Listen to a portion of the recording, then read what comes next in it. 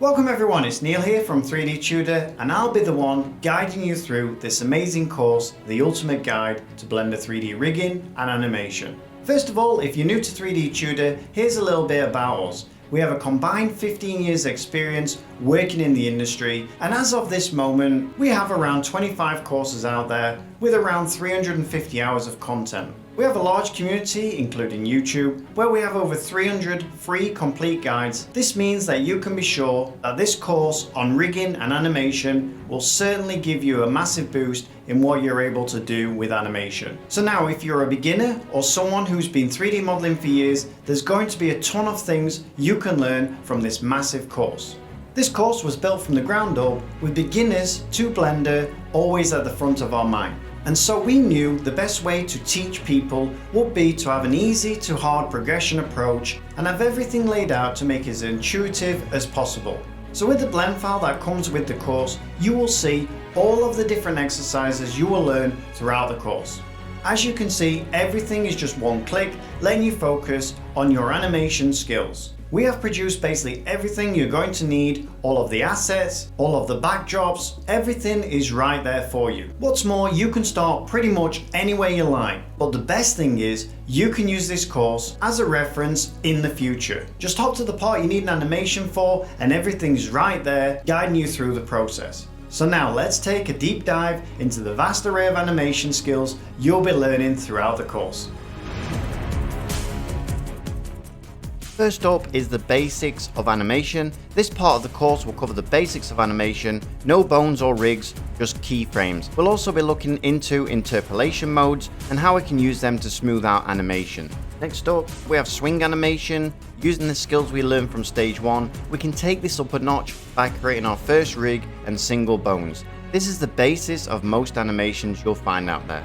Moving on to wheel turning, when working with anything spinning, it's important to understand how frames keys work. In this stage we'll be explaining how to create a spinning wheel. This not only has to look realistic, but needs to be achieved in the shortest amount of time possible. Moving on through the course, we have basic weighting, and in this part we'll be looking at how weighting works and how to add weight to bones. This is important to create a certain level of realism. We'll also be looking at when and how to use bendy bones. Finally, for the basic part of the course, we have shape keys, which are a very powerful animation tool that we have at our disposal. We can not only change the shape of objects in ways that rigs simply cannot do, but we're also able to combine multiple shape keys. Now, as we take the course up a notch, we're going to be talking about multiple bones, and in some point in time, you will have models that will need a lot more than just one single bone. In this part of the course, we learn how we can create animations with multiple bones working independently from each other. Of course, it couldn't be an animation course if we're not going to be covering any type of wildlife. So in this part of the course, we'll be looking at fish, and animating any wildlife in a realistic way can be pretty difficult.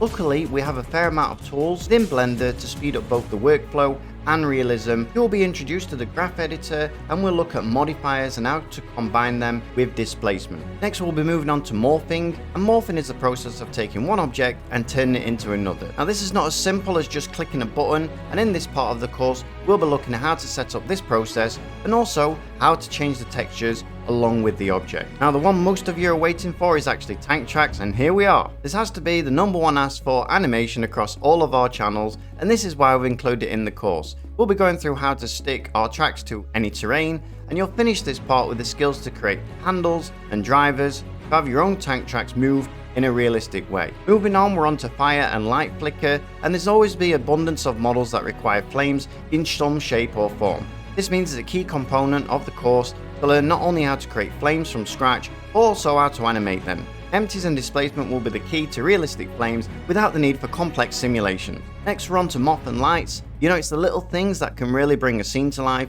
And in this part of the course, we'll be covering object tracking, and this can be used to create things like flying moths around the light source. Where the light goes, the moths will follow, all thanks to the Boyd Brain system, which is an amazing feature that comes with the particle setup. Also on this course, we'll be covering clouds and smoke and things like that, and in this part of course, we'll create a really nice stylized smoke effect using mainly Blender particle system with keyframes, and what's best, you can also then see your smoke in real time. Now again, we're going to be taking it another notch in the next part of the course, and this will be covering complex change. This part will involve us bringing much of what we have learned so far and applying it all together. This will involve us creating a complex rig, and we'll also introduce you to inverse kinematics, or IKs for short. We'll also look at bone tracking and really take the level of learning up a notch. Finally, it couldn't be an animation and rigging course without a walk cycle, so we left the best to near the last. Here we'll be focusing on character rigging and animation.